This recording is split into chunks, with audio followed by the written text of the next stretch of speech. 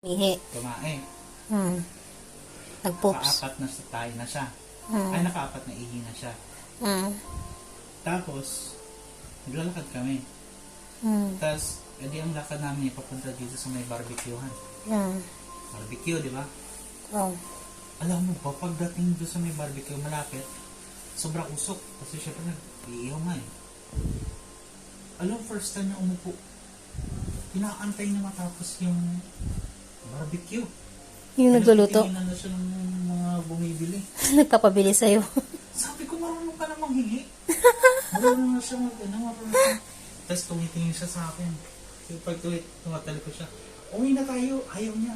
Tapos pag nanginila ko siya, tumayo siya. Naglakad siya pabalik na. Matatlong lakad lang, bigla siyang umupo. Tapos tumingin na naman siya sa barbecue. Tati, hindi mo ba talaga ako bibilan? Oo, ganun. Sabi ko, tara na, anong oras na, uwi na tayo. Tapos tumitingin pa rin siya sa akin. Tapos pagkatingin siya sa nagluluto ng barbecue. Ano gusto mo? Bigla siya ngumiti na pabalik sa akin. Wala ko tayo pera. No. Parang totoong bata eh. Hinila ko siya mula dyan malapit sa may barbecue hanggang dyan. Hinila ko siya kasi talagang bumabalik yung tingin niya sa barbecue. Hindi naman siya pwede nun, di ba? Pwede siyang barbecue. Pwede siya nun. Oo. Kaya sabi ko, Lord, so ngayon lang ito nagpapabiling barbecue. Parang bata. Marunong siya mag-demand ngayon.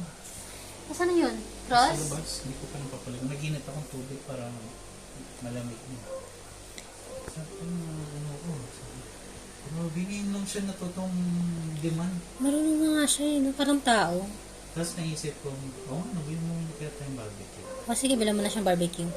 Yee! Isa ka Siya lang. din eh. Hindi ikaw. Ingat ka. Ay, hindi ka kakain, di ba?